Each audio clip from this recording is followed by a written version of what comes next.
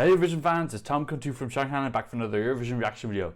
Today I'm going to be discussing the results of semi-final number 4 of Melodifestivalen, that's Sweden's national final. We're going to discuss the two songs that went direct to the finale, the two songs that went to Anna Hansen, plus I'm going to talk about the 4 battles in Anna Hansen and who I want and think will win. So let's kiki.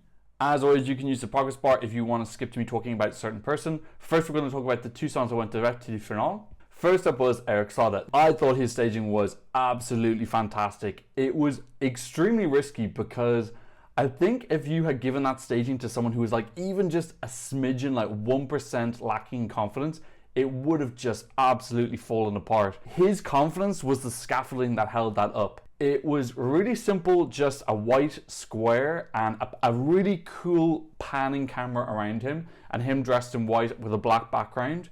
And then around halfway through came a dancer who was kind of very hard to discern but totally dressed in black. The camera, when it was going around him, I loved the smoothness of it and the fact that everything felt like one cut. Like another thing they do in Melodifestivalen a lot is a lot of choppy cuts. That's something that seems to, I'm not sure if it was popularized by Oscar Zia, but Oscar Zia is definitely the like choppiest person who stands out for me. And after that, I do remember there being another like lots of choppy staging, and that can be cool. But I love the fact that this felt like one take. I'm not sure if it was actually one take, but it really felt like it. It was so slick and smooth. And the thing is, you know, Sweden do get a lot of criticism for their like hyper slick staging, but a lot of that has had like very sick lighting and graphics in it with Benjamin Ingrosso and Robin Bengtsson. And this didn't actually have any technology in it or anything. This was a like slightly arty performance that really was timeless. Like you could have had this performance 20 years ago. There really was nothing stopping you in terms of technology or anything like that. So he didn't rely on any kind of those gimmicks. It was just a really simple concept and he absolutely not really pulled it off. There were maybe a couple of minutes coming to the end of the first verse where I felt, oh, maybe this is a tiny bit awkward with the dancing, but 95% of the time I thought that he really did a great job in just absolutely being just really charismatic. Again, I really have to give him huge props for single-handedly holding up this performance concept. Really, I can't emphasize, he's such a stark contrast to that boy who went on the Hansen, Efraim Leo, who we'll talk about later, who absolutely looked like a tiny little boy who was a deer in headlights. And Saade is a really experienced performer, and that 100% showed through. As for the song, it's very solid.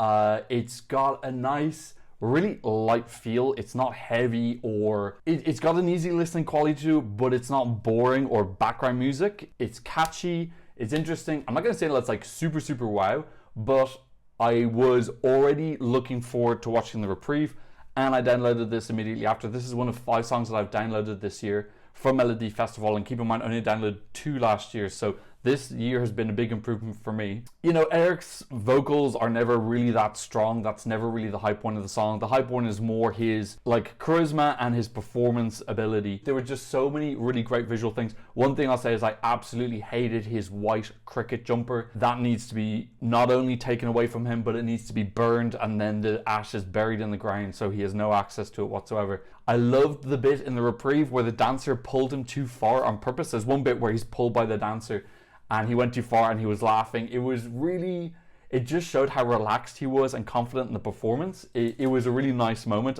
Lyrically, you know, I think this song is just about how often Eric likes to have sex and when he likes and where he likes to have sex. So, you know, there's not much depth in terms of that. But melodically and musically, the song is really catchy. I like the dance moves. I think there were some people saying they didn't like the dance moves at the end. I really like it. I like that kind of crunky style in synchronization with the dancer. You know, it did bring up memories of Lorraine, but I felt it was different enough. It felt more like a nod to Lorraine as opposed to him copying. This is, for me, one of the 3 songs that I really like this year, which are also the 3 of the 4 favorites. Which brings me, probably not too much of a surprise, to the second song that went direct to the finale, which was The Mamas, which you may have calculated is not in my favorites this year. Look, I love the girls' energy. I think they're great singers. I think they're all great performers. I just don't enjoy their music. For me, it's super bland and meh. It's like bland meh, it's bleh. It is new music, but it doesn't sound like new music. It just sounds like loads of happy, upbeat, rehashed stuff mushed together and just re-served, like re-microwaved to me. And I know that they're sending like good vibes lyrically as well. It's just so empty. It's just the usual same tired, you know, when I'm down, you bring me back up. Just okay, but that's just been done a billion times. So it's the lack of originality in any facet whatsoever that really just makes me feel like this is just too safe and too just not taking a risk at all. And look, it's undeniable that the song has quality to it. It's not like a bad song at all, but I don't mind watching their performance. But I don't want to down this song. I didn't want to down last year either. This sounds like as close to last year's song as possible, but just legally distinct. So that's not the same song. Having said that, there are a lot of people who really, really love this upbeat, happy, smiley, switch your brain off vibe. That's fine, no problem with that. So they are going to be in the running to win. You know, plus the fact that they won last year, there's going to be some people who think that they just deserve it from just based off of that alone. Personally, between the two songs, I probably actually prefer this one a little bit more. There's like an ooh bit at the end of the chorus, which I find more of a hook than Move.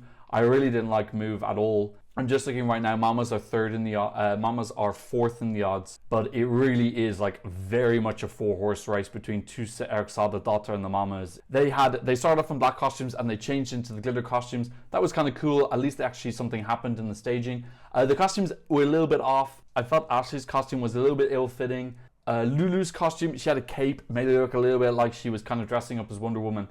But otherwise, you know, it's glitter, it's Melodifestivalen, you know, what do you expect? You know, the whole glitter thing in Melodifestivalen is a bit old and overdone. The two songs that went on to Hansen, first up was Efraim Leo with Best of Me. I thought this song was really, really bleh, and I found it very frustrating that he qualified because I feel like it's a little bit of double standard that Kadiatu was criticized for her lack of energy performance, which I do agree with. I think that the majority of her performance was very deer in headlights and not very energetic.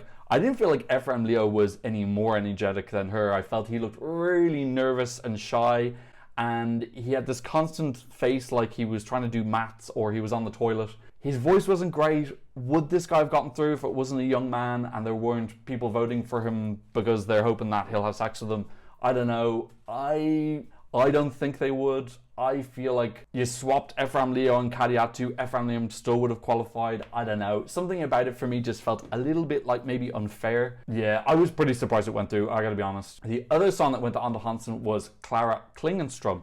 Now, this was really nice and fresh, something a little bit different. She had that kind of like indie Sheryl Crow singer-songwriter vibe. The song had a real light feel, like very like soft, not bouncy, but just soft and kind of like a road trip song, but not dull background music. I really like this.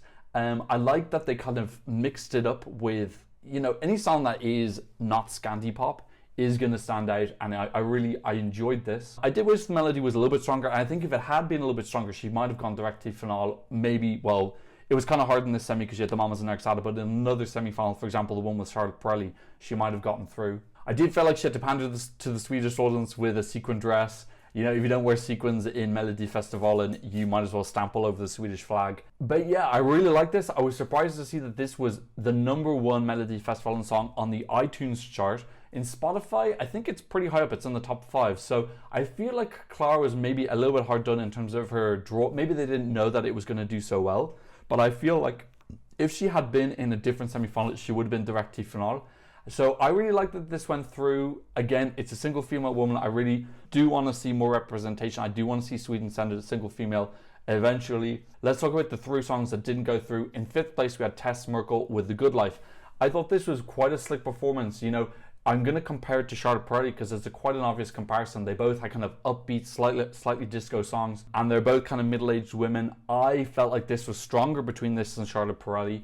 I really liked her outfit. I thought it was a little bit daring and a bit unusual. Tess is obviously from Alcatraz, so she's not new. She's relatively well known in Sweden. I like her dancers with the yellow leather on, or the yellow vinyl costumes. They looked really amazing. There were some interesting cam angles.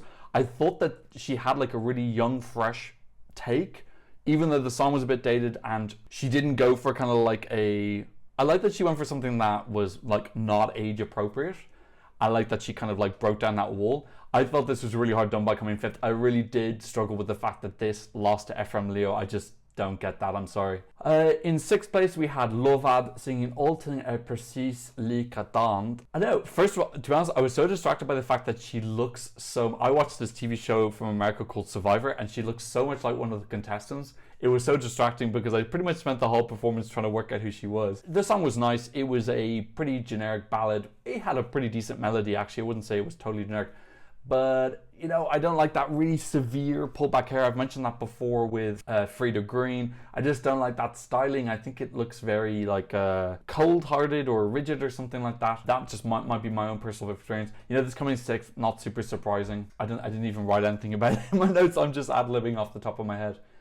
And then in 7th place, we had Sannex with All Inclusive. Now, I'm going to show my naivety with this because when I saw the song was called All Inclusive, I thought it was a song about like everyone's special and we should include everyone and not judge people based on who they are. But it turned out to be a song about package holidays. This was naff as F. It was so naff. And, you know, they were putting all into it, but it was just, it looked so trashy and cheap. You know, there were like pictures of like dancing cocktails in the background and like dancing pantries. It was just awful.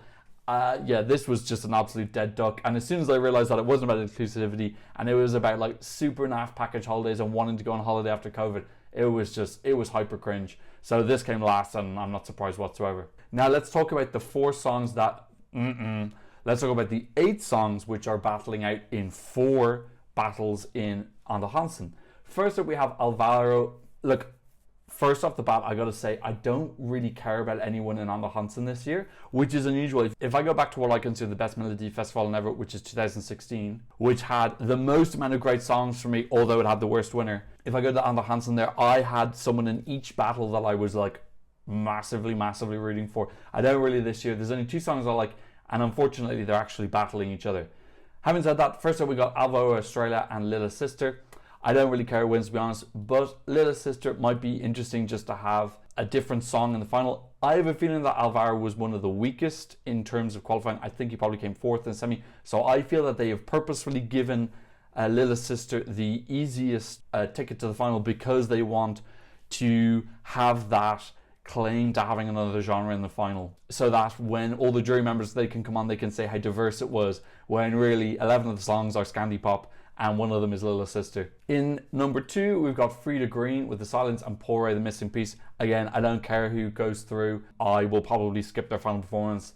I would probably say Frida's less offensive to me. I find Paul Ray's song absolutely horrifically awful just from the lyrics alone. The lyrics are so pretentious and predictable and horrendous. Yeah, I don't really care. Now, battle number 3, I do care a lot. That's Eva Rudberg and Ewa Roos, sorry if I'm saying her name wrong, against Clara Klingenström. They're probably the only 2 songs that I really do care about. Unfortunately, they're going up against each other.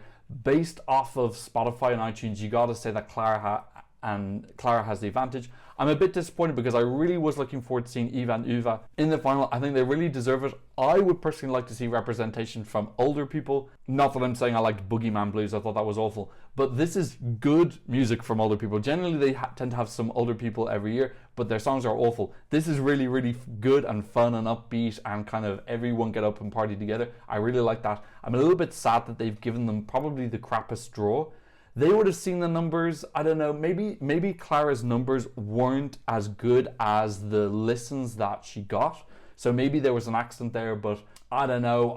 I'm a little bit upset with the producers that they didn't put this up against Alvaro or Frida or something easier. In any case, the 4th battle we have is Clara with a K, Hammerstrom.